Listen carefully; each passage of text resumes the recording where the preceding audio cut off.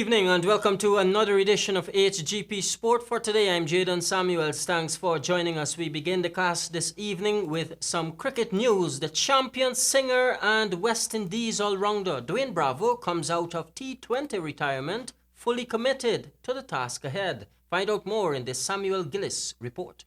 Former West Indies captain Dwayne Bravo has officially come out of international retirement, making himself available for selection in the West Indies T20 side in the lead-up to their men's T20 World Cup defense in Australia next year.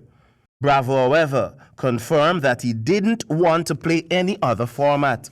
Bravo had called timeout on his international career in October 2018 and turned his focus to playing franchise T20 cricket around the world. The 36-year-old all-rounder has now made a U-turn following drastic changes in the West Indies management, with Ricky Skerritt and coach Phil Simmons back in the mix. Bravo said that he was impressed by the clarity of thought and transparency in selection from the new management. According to him, they understand and listen. And that's the difference. Bravo's return to T20 cricket is another step for West Indies towards getting the band back together for their T20 World Cup defense in 2020.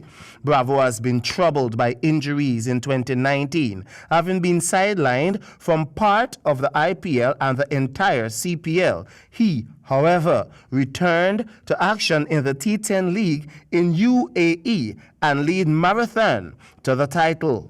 Champion is always a champion, he opined. West Indies' next T20 assignment is a 3-match series against Ireland at home in January next year. For HGP Sport, I am Samuel Gillis. Guyana's junior squash players will be in action again starting this Saturday, representing in the 2019 U.S. Junior Squash Open in Allston, Massachusetts. Though small in numbers, the 4 players contingent are expected to give a good account of themselves. 2019 Junior Caribbean Under-17 champion Shamari Wilshire, 2019 Junior Caribbean Under-15 runner-up Nicholas Verwey, 2019 Junior Caribbean Under-13 runner-up Moraine Bashk and Joshua Verwey are the players doing battle.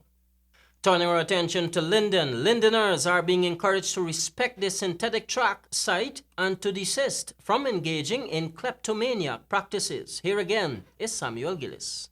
Track at Wisma, Linden Region 10 has experienced some setbacks as contractors have reported multiple incidents of theft occurring at the Bayrock Community Center ground site. The project is in the third of its 4 phases. Reports of this disturbing activity began surfacing since the beginning of the project back in January 2019. Building materials such as drainage pipes, sand, security fencing, crusher runs, stone, steel rods, fuel, truck batteries, and even security lights have gone missing from time to time. In a release, the Ministry of the Presidency, Department of Social Cohesion, Culture, Youth and Sport reiterated its disappointment with the actions of some residents, noting that such behavior reflects poorly on the Bayrock community, Linden, and Guyana as a whole. The ministry reminded Lindeners that the synthetic track project is a massive multi-million-dollar investment geared at enhancing the community's athletes. Once operational, the state-of-the-art facility will undoubtedly attract multiple developments for Linden and its people. The matter has been reported to the police and security reinforcements have been installed. For HGP Sport, I am Samuel Gillis.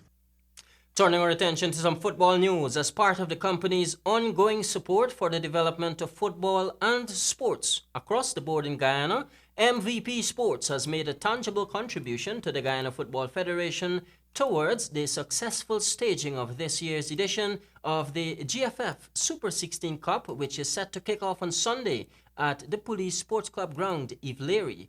At the entity's Giftland Mall location, manager Eon Ramdio, in handing over the check, said they were pleased to be partnering with the GFF for a tournament that will feature 16 teams top 8 elite clubs and the top club from 8 of the Federation's regional member associations battling for supremacy. Over $4 million in cash and prizes are up for the taking.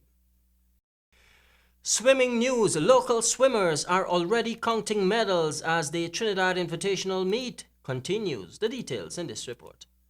The local medal count is climbing as the Trinidad Invitational meet continue, with Guyana chalking up 6 thus far and most importantly acquiring the standard timings set to make the 2020 Carifta Games.